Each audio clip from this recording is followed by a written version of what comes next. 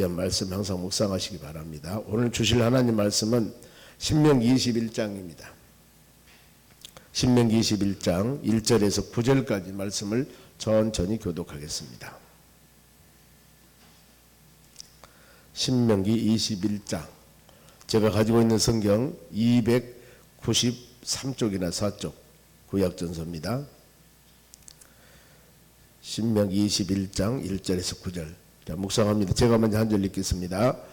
내 하나님 여호와께서 너에게 주어 차지하게 하신 땅에서 피살된 시체가 들에 엎드려진 것을 발견하고 쳐 죽인 자가 누구인지 알지 못하거든.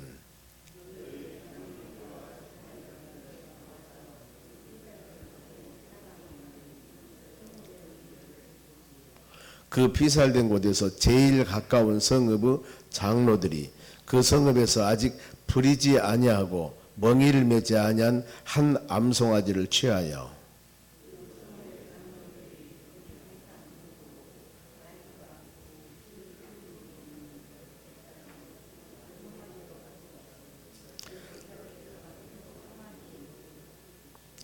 레위 자손 제사장들도 그리로 갈지니 그들은 내 하나님 여호와께서 택하사 자기를 섬기게 하시며 또 여호와 이름으로 축복하게 하신지라. 모든 소송과 모든 투쟁이 그들의 말대로 판결될 것이니라.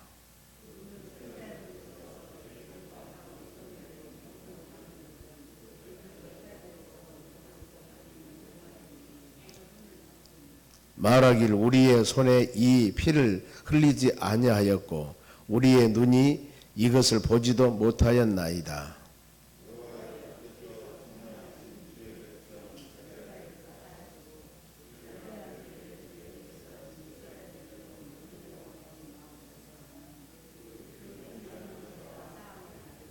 같이 읽습니다. 너는 이와 같이 여호와께서 보시기에 정직한 일을 행하여 무죄한 자의 피 흘린 죄를 너희 중에 제할지니라. 아멘. 옆 사람에 인사합시다. 오늘도 승리합시다. 좋은 하루 되시기 바랍니다. 오늘 하나님 말씀은 살인과 가정사에 대한 규례입니다. 지금 신명기 전체 말씀은 마지막 40년 광야 생활 마치고 이제 요단강 건너서 가나안 땅 들어가기 직전에 다음 세대들에 대한 교육입니다. 한 달 동안 전체 모압 평지에서 출애굽한 그 백성들을 모아놓고 이제 요단강 건너서 가나안 땅 들어가 한 나라를 이루고 살 텐데 거기에서 해야 할 모든 일들, 전쟁사도 있을 것이고 아니면 일반 모든 생활사, 즉 하나님께서 말씀으로 규정 규례를 지켜주는 겁니다. 오늘날 우리가 살아가는 모든 일상생활에도 법이 있습니다. 규정한 일들이 있습니다. 이것에 벗어나면 안 돼요. 죄가 되는 겁니다. 그와 같이 우리는 하나님 말씀과 믿음 안에서 하나님의 자녀들이 죄를 정의할 때 하나님의 말씀에 벗어난 것을 죄로 정의를 하고 있습니다. 지금 이 요단강 건너서 가나안 땅 들어가 한 나라를 이루고 살 때 거기 원주민들이 이방인들이고 하나님 모르는 사람들입니다. 그래서 철저하게 원주민들을 바로 몰아내고 죽이고 그 다음에 거기서 터를 이루어서 나라를 만들어낼 텐데 하나님의 자녀로서 살아가는 삶, 주위 많은 사람들의 어떤 상식이나 아니면은 일반적인 윤리나 도덕적인 이런 부분도 있겠지만 더 중요한 것이 모든 것은 하나님이 규정대로 살아라. 이것이 바로 이 모세오경의 법입니다. 그래서 오늘은 만일에 한 사건이 납니다. 살인자가 성중에 죽은 사람이 한 사람이 있었는데 누가 살인한 줄 모릅니다. 이랬을 때 어떻게 처리할 것인가, 이런 일들이 있을 겁니다. 얼마든지.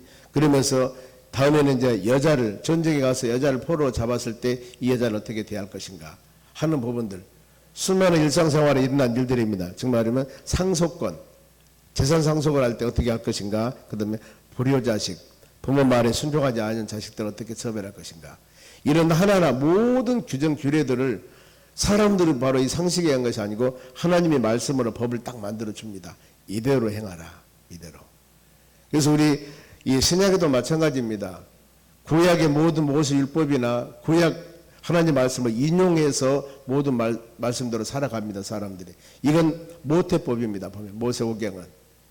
믿음으로 사는 모든 사람 기준은 이 모세오경 기준으로 살아가야 된다는 거. 물론 예수님 시대에 오셔서 수많은 여러 가지 바로 이 부분들을 더 승화시켜서 우리 사람이 살아가는데 가장 아름다운 방법, 하나님을 경배 찬양한 방법으로 주님이 하시기도 합니다만은 모든 것은 이 법을 벗어날 수는 없습니다. 그러면 어떻게 처리하가 2절 봅니다. 이 너희 장로들과 재판장들은 나가서 그 피살된 곳 사방에 있는 성읍의 원근을 잴 것이요 그랬습니다. 어떤 것이 가장 부정한 땅인가, 어디서 그런 일이 일어났는가 조사를 잘 해보라 그 말입니다. 조사할 때 누가 하는가? 장로와 재판장들. 이때는 영적인 지도자들이 이 사람들입니다. 보면은 요즘 같은 법원이나 이런 사례보다도 영적인 모든 삶을 지도하는 것은 장로, 재판장, 이분들이 바로 지도하기 때문입니다. 그러면은 살인자를 대신할 것 보면은 3절 봅니다. 그 피살된 곳에서 제일 가까운 성읍의 장로들이 그 성읍에서 아직 부리지 아니하고 멍에를 매지 아니한 한 암송아지를 취하라 그랬습니다. 레위기에서 속죄법을 같이 묵상을 했습니다. 레위기 27장으로 되어 있는데 먼저 전반전 어떤 내용들이냐면은 레위인들 즉 하나님의 백성들이 하나님께 예배 드리는 법, 제사 드리는 법입니다. 바로 번제, 소제, 화목제, 속죄제, 속건제 이런 5가지 5대 제사를 드리는데 어떤 방법으로 어떤 제물을 가지고 어떻게 드려야 할 것인가 이 모든 것 오늘날 하나님의 자녀들이 하나님 전에서 예배를 드릴 때 예배 형식입니다. 정말이면 와서 사도신경 신앙 고백하고 찬양하고 이런 어떤 형식이 있듯이 하나님 전에 예배 드릴 때도 마찬가지입니다. 그리고 우리가 하나님 예배 드릴 때 먼저 회개하라. 지금 우리 마음을 하나님께 드리는 이 시간이기 때문에 우리 마음이 정결하지 못하면 하나님께서 그 예배를 받지 않으신다.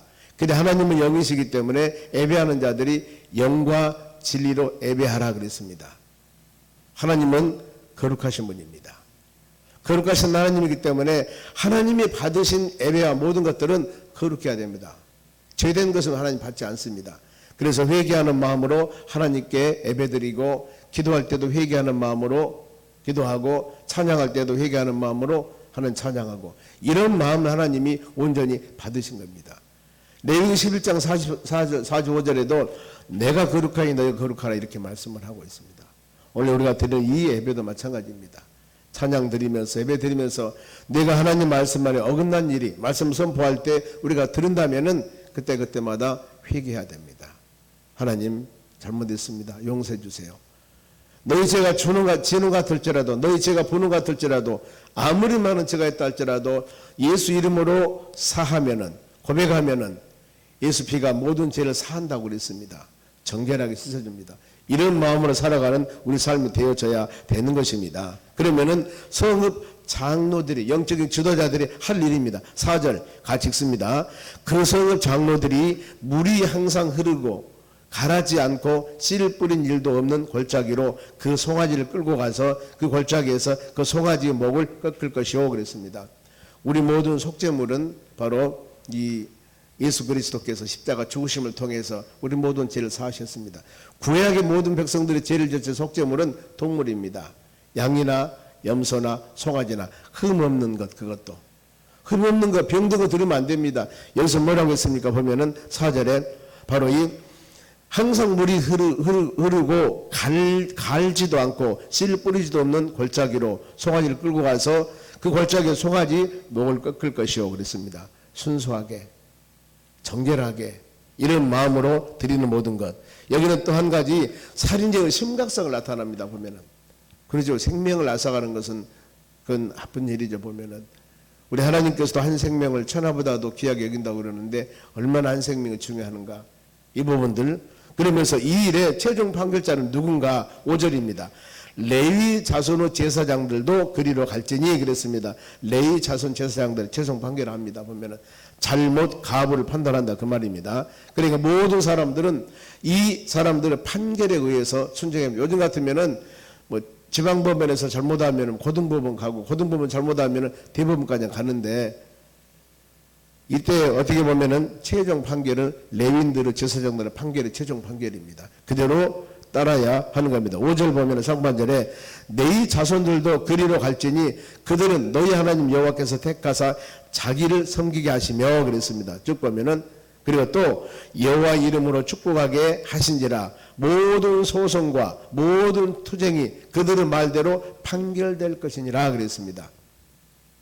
그분들이 가장 정확한 판단을 가지고 사사로운 감정에 빠지면 안 되겠죠. 보면은 올바르게 판단하면은 그 판단대로 모든 것들을 순종해야 된다는 것입니다. 바로 최종 판결. 왜 그랬을까? 왜 이들이 권위를 줬을까? 물론 이유가 많이 있습니다만 이는 하나님의 명령이고 그들의 판단은 하나님의 뜻에 따른 것이고 올바르도록 영적 지도자들이 감독할 수 있게끔 그들이 영적 지도자들이 올바른 권위를 가지고 어떤 조직을 관리해 나가는데 사람들이 순종하거나 따르지 않으면 어떻게 되겠습니까? 어렵죠.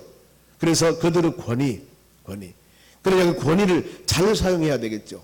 영적 지도자들이 올바른 권위를 보였으면은 그 권위를 바르게 사용돼야만이 질서나 모든 조직이 아름답게 이루어 나가는 것인데 힘은 가졌습니다. 권력은 가졌습니다. 그런데 그걸 잘못 사용하면은 많은 사람에게 어려움을 주는 겁니다. 그래서 우리는 이런 부분들을 제사장들은 암송아지에 손을 씻어라. 손을 씻어 넣으면은 8절 봅니다. 그 의미를 설명합니다. 여호와께서 주께서 속량하신 주의 백성 이스라엘을 사하시고 죄를 사합니다.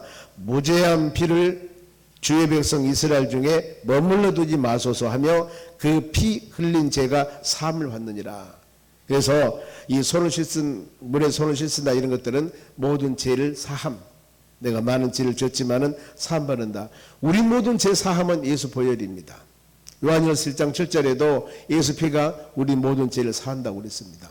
왜냐하면은 구약에 보면은 피 흘림이 없으면 사함이 없습니다. 반드시 죄를 졌으면 배의 대가 피를 흘려야 됩니다. 그래서 우리 예수님이 바로 우리 죄를 위해서 여러분의 죄를 속죄하기 위해서 십자가에 피 흘려 죽으신 것이 바로 그런 의미입니다. 구약에 죄를 지은 사람들은 하나님의 제단에 동물을 데리고 갑니다. 동물을 끌고 가요. 양이나 염소나 송아지나 그 사람 형편에 따라서.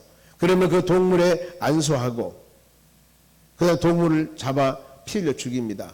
그리고 그 피를 제단에 뿌리고 번제로 태워서 하나님께 드리고 내가 사람이기 때문에 나는 죽지 않지만 내 죄를 대신해서 이 동물이 피 흘려 죽는 겁니다. 죽어요. 그래서 이 속죄물 우리 예수님께서 세상에 오셔서 인자가 세상에 온 것은 마태복음 20장 28절입니다. 왜 오셨을까? 섬김을 받으려 함이 아니라 섬기러 오셨는데 많은 사람의 죄를 대속하기 위해서 속죄물로 오셨습니다. 예수님의 죄 없는 예수님 십자가 죽으심을 통하여 바로 구약에서 모든 동물을 가지고 와서 하나님의 제단에 피 흘려 드렸듯이 우리 예수님은 단번에 십자가 죽으심을 통하여 우리 모든 죄를 사하셨습니다. 그래서 우리가 또요 그 예수 그리스도를 바라보며 예수 그리스도를 믿고 믿음으로 나아갈 때 우리 죄가 정결케 되는 겁니다. 아무리 주름 같은 죄를 할지라도 분노 같은 죄를 할지라도 양털과 같이 눈과 같이 정결케 해주신다고 성경은 기록하고 있습니다. 이런 여러 가지 영적 의미가 있습니다. 그러면 성읍과 장로들이 이 같은 행위는 그 성읍이 살인의 행위와 무관함을 알리기 위해서 이제 이 처음 서두가 뭐였습니까? 살인자가 드러나지 않을 때 누가 죽인지를 모릅니다. 이랬을 때 이런 예식을 통해서 우리는 정결합니다. 우리는 죄진 사람이 아닙니다. 이를 좀 나타내기 위한 것입니다. 이것은 또한 하나님의 명령입니다. 9절 봅니다. 너는 이와 같이 여호와께서 보시기에 정직한 일을 행하여 무죄한 자와 피 흘린 죄를 너희 중에 제할지니라. 사람이 얼마든지 부지 중에 마음으로나 행동으로나 우리가 믿음이 부족해서 죄를 지을 수 있습니다. 그러면 이 죄를 가지고 얼마나 마음의 아픔이 있습니까? 이 해결해야 되지 않겠습니까? 그래서 회개. 이 우리 입술이 항상 바로 이 하나님을 향하여서 우리 마음과 입술이 열리면서 잘못한 것을 회개하고 믿음으로 나아가는 우리의 삶이 되었을 때 더욱 복된 삶이 될 줄로 믿습니다. 이제 여자가 전쟁의 포로에서 처리하는 방법입니다. 전쟁에서 한 여인을 데리고 왔습니다. 그런데 포로된 그 여인을 내가 아내로 삼고 싶어요. 부인으로. 이랬을 때 12절입니다. 그를 너희 집에 데리고 갈 것이요 그는 그의 머리를 밀고 손톱을 베라. 그 여인을 지금 포로에 잡아왔는데 부인 삼고 싶어요. 그러면 그 여인을 머리를 밀고 손톱을 베라. 이건 어떤 의미냐 하면은 이 안에 들어있는 것은 여인들을 너무나 외모로 판단하지 말고 머리를 밀고 손톱을 잘린 그 여인의 모습은 아름다운 모습은 아닐 겁니다. 진정으로 네가 사랑하는가?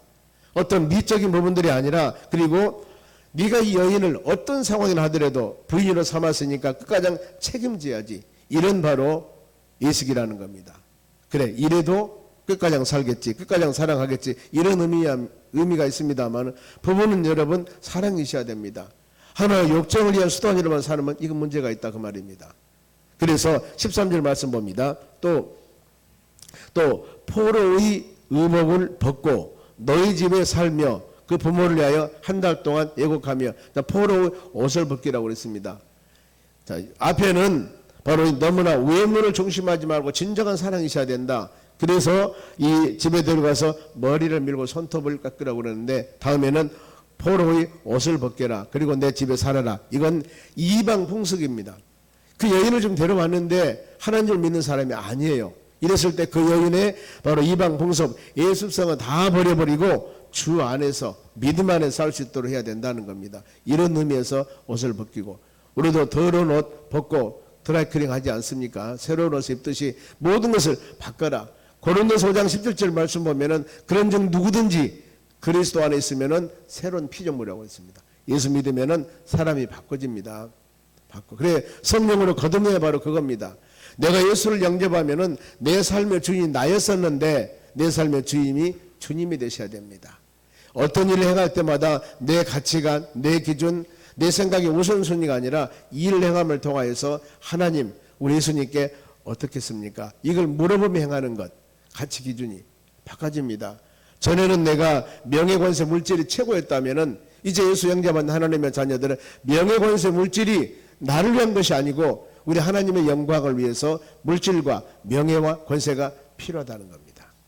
이거 믿음 안에 살기 위해서, 믿음 안에 사는 자들이 세상에 빛이 되고 소금이 되기 위한 것, 이것이 바로 예수 영접한 믿음의 자녀들을 목표의식이 바꿔지는 것들입니다. 성령으로 거듭난 하나님의 자녀들이 됐다면 교회 와서 예수를 믿는 것 같은데 우리 살아가는 모든 가치관은 옛날 그대로라고 하면 여러분의 신앙을 점검해 보셔야 됩니다. 내가 왜 다른 사람보다도 더 예를 들어서 뛰어나고 잘되고 아름답게 되어야 되는가? 그 이유가 나를 위한 것이 아닙니다, 여러분. 성경은 가르칩니다. 너희가 먹든지 마시든지 무엇을 하든지 하나님의 영광을 위해서 해라. 그런가 하면 더 나가서 하나님이 인간, 사람을 창조한 목적이 뭐냐?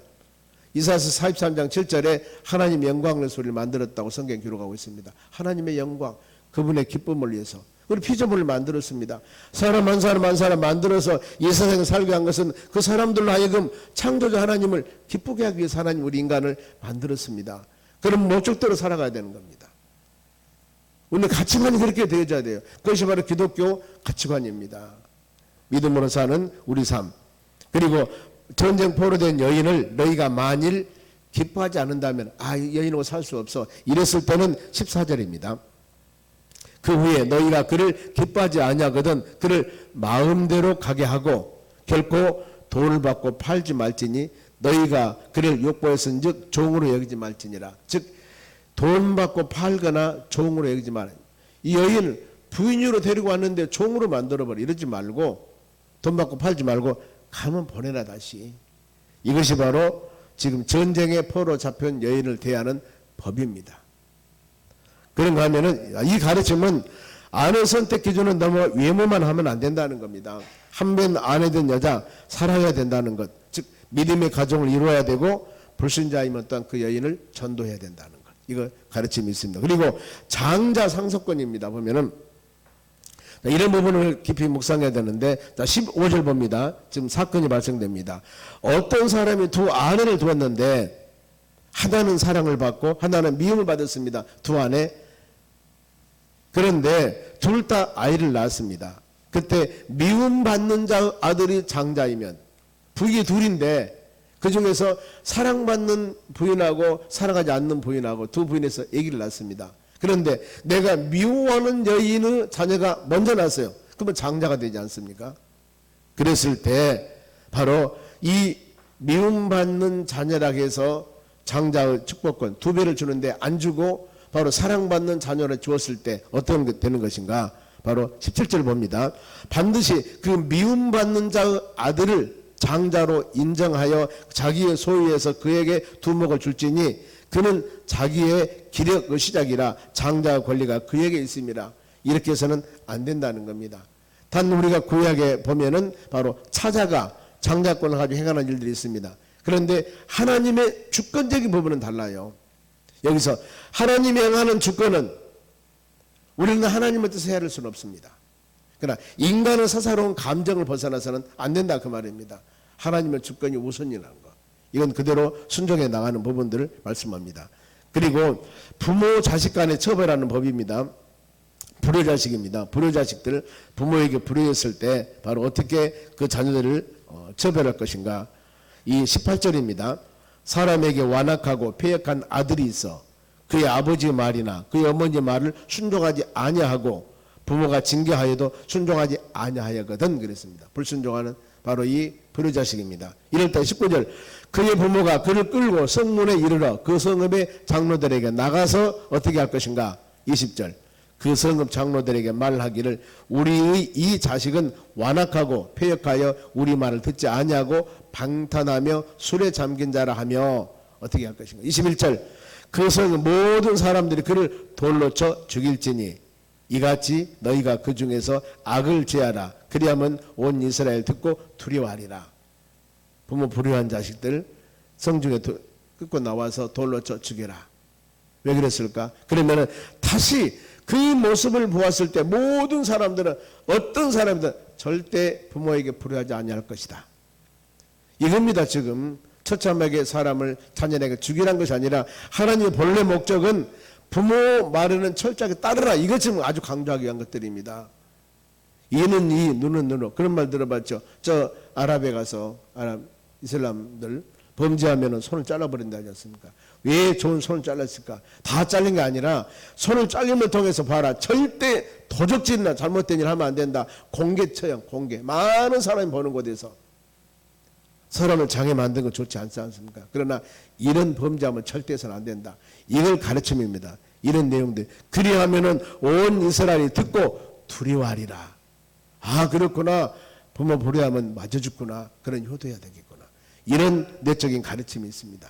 그리고 마지막으로 바로 처형당한 사람들의 시체는 어떻게 처리할 것인가 보면은 22절 사람이 만일 죽을 죄를 범함으로 너희가 그를 죽여 나무에 달랬은즉 예수님 십자가 죽으셨죠. 그에 대한 처벌법 23절 나옵니다. 23절 보세요. 그 시체를 나무에 밤새도록 두지 말고 그 날에 장사하여 반드시 사람을 바로 이 나무 위에 죽게 되면 십자가 죽게 되면 그날 처리해야 됩니다. 너희 하나님 여호와께서 너에게 기업으로 주시는 땅을 더럽히지 말라. 나무에 달린 자는 하나님께 저주를 받았습니다. 왜 예수님 십자가 죽었을까? 예수님은 저주받았다. 많은 사람이 그랬습니다. 그런데 바로 그런 의미보다도 이미 이 구약의 이사야서 53장 5절에 그가 찔림은 우리 화물을 일하며 그가 상함은 우리 죄악을 일함이고 그가 징계를 받음으로 평안을 이뤘고 채찍을 맞음을 통해서 나음을 입었도다. 이미 우리 예수님은 메시아로 구세주로 세상에 오시는데 이렇게 이런 형벌을 받으면 십자가 죽으실 것이라는 것이 이미 예수님 오시기 전에 700년 전에 예언했던 사건들입니다. 이렇게 죽으실 것이다. 그리고 히브리서 9장 22절에도 피 흘림이 없으면 사함이 없다. 우리 모든 죄를 사하기 위해서 속죄물로 예수님은 어린 양의 속죄물로 십자가에 죽으셔서 피 흘려 죽으셨다는 겁니다. 여기에 여러분 근거가 있습니다. 왜 십자가였을까? 왜 십자가? 많은 사람이 저주받았다.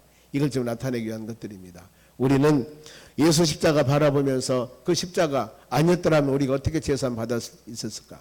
이걸 생각하면서 그 십자가는 예수님의 어떻게 보면 형틀입니다. 형틀. 우리가 십자가 목걸이를 가지고 이것저것 합니다만은 그게 마음으로 간직하면은 좋은 의미가 있지만은 그러지 않는다면은 그 형틀이에요. 페르시아에서 하는 형틀.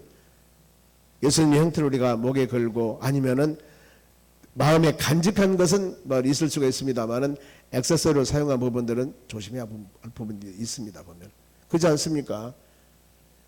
그 십자가를 볼 때마다 우리가 어떻게 돼야 되겠습니까?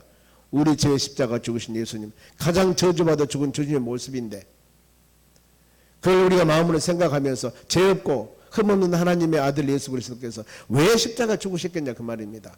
우리 모든 죄를 사하기 위해서 우리는 그 예수 그리스도 보혈의 공로, 십자가 죽으심의 은혜, 이를 통하여서 하나님을 경배하며 찬양하며 모든 죄 사함받고 하나님의 자녀로서 권세를 누리며 사는 믿음의 자녀가 되었으니 그 은혜 어떻게 우리가 마음으로 갚아야 되겠습니까?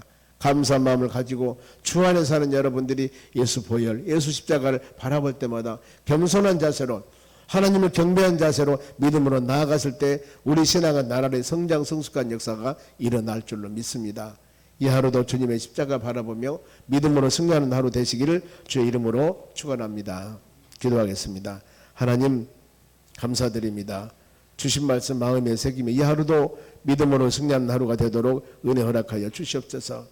오늘 말씀을 통하여 신앙을 정립해 나가며 깨달음 주어서 하나님의 선하고 온전한 뜻이 무엇인지 잘 분별하여 믿음으로 승리해 나아갈 수 있는 믿음의 자녀들이 되도록 은혜를 주시옵소서. 하나님 물질드립니다. 배상택 집사님, 김남남 권사님 180번째 1000번째 드립니다. 최기환 집사님 115, 116번째, 117번째 1000번째 드립니다. 마음으로 정성으로 드려지는 귀한 물질에 복을 주시고 하나님 영광 돌리게 쓰여지도록 은혜 내려 주시옵소서. 하나님 이 하루도 하나님 영광 돌리는 복된 하루가 되기를 원합니다. 오늘 수요일 날입니다. 저녁 예배가 있습니다. 믿음의 자녀들 참석하여 은혜 받을 수 있도록 도와주시고 이 하루도 하나님 영광 돌리는 우리 가정, 직장, 사업장 일터가 될 수 있도록 은혜 허락하여 주시옵소서. 특별히 대신방도 연이어 이루어집니다. 모든 가정들에게 복을 주고 은혜 내려 주시옵소서. 이 시간도 믿음의 자녀들 간절한 마음으로 마음에 소원 놓고 기도하며 간구할 때 하나님 들으시고 응답하여 주시옵소서. 감사하며 예수님의 이름으로 기도하옵나이다. 아멘.